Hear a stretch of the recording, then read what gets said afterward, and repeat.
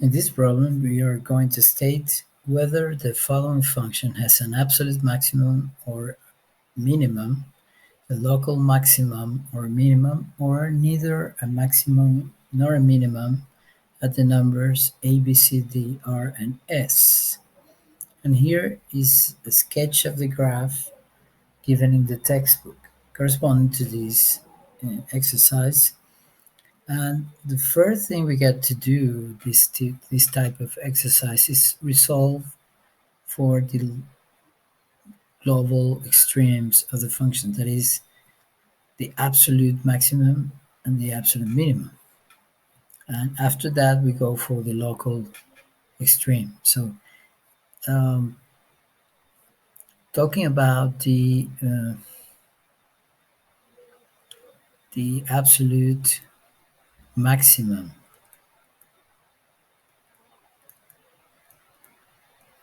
in that case, we refer to the largest image of all the images in the domain of the function. In this case, the domain of the function is assumed to be what the graph suggests, that is, from A to S. This interval from A to S is the domain of the function. In that domain, we got to look at the largest of the images. And in that case, that happens at S, because the highest point in the graph is this one here, this point here. Now we look at the absolute minimum.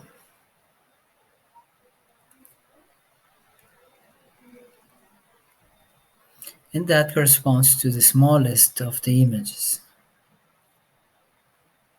or correspondingly the lowest point in the graph, and that corresponds in this case to the image at R. So that's the absolute minimum at. Remember, we are not talking about the value here, but because we don't have the values at the y-axis correspond to all these numbers a, b, c, d, r, and s, but we are talking where they occur. That's what we're talking about. That's what we say at and not the value. So the absolute minimum occurs at R. Now we have already this absolute stream, the global streams of the function. Now we go for the local. And let's talk about first the local maximum.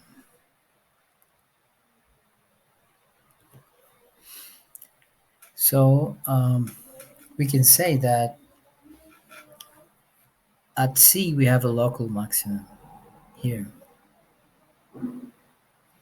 And that's because if we look close to C, that is, we stay, for example, at this open interval around C, and we restrain our attention on that portion of the graph, the highest value or the largest image in that small interval around C is the image at C. So we have a local maximum at C. It is not the global, sorry,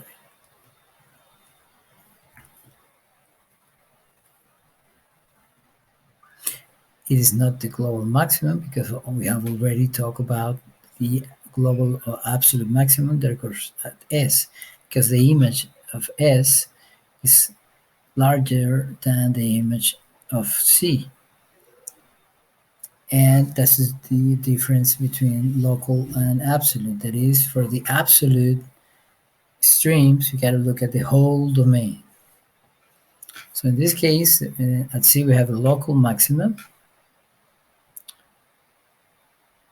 Inside the interval AS, we don't have any other local maximum. But we have local minima. For example, we have local minimum at R, which in fact is the absolute minimum. But it's also local minimum in the sense that if we look close to that point that is near R in an interval containing R, and we look at that at there, the graph only there, the smallest value is the image of R. So we have a local minimum at R. We have also a local minimum at B, this value here. And that is because if we look close to B only, the smallest value of that portion of the graph is the image at B. So we have this, we can maybe use some colors to be better. That is, we are going to use this green for the local minimum, be better. So use green here for the local minimum, which are R and B. So at B we have local minimum, and at R we have this local minimum. Then the local maximum, let's say at C, let's say with cross like this, and that's the only one. And then at D, which is the other point that was given, and we got to talk about A also, but at D, if we look around D that is in a closed interval around D, it doesn't matter how small or big or is this interval, the value of the image of D is neither the largest image nor the smallest image. That's because we always have images that are uh, less than the image at D and images that are larger than the image at D. That's because basically the function is decreasing in any interval around D and sufficiently close to D. So at D we don't have neither we have neither maximum nor minimum at D. But at A, what happens at A? It's important to talk about that. At A, we have the same situation as D. We cannot say we have a local maximum at A because we don't have graph to the left of A. So we cannot look around A both sides. So we don't have neither a maximum nor a minimum at A. So here at D and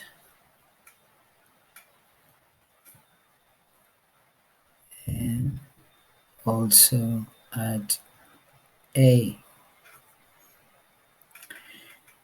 Okay, we can say that the absolute maximum at S is not a local maximum, and that's the same reason for why at A we don't have neither a maximum nor a minimum. But because we have an absolute maximum R at S, we stick with that better. But the only points remain to classify or talk about was D, which is neither a maximum nor a minimum there, and A, where it's the same situation as D. Okay, so these are all the points we needed to classify. So this is the answer to this problem.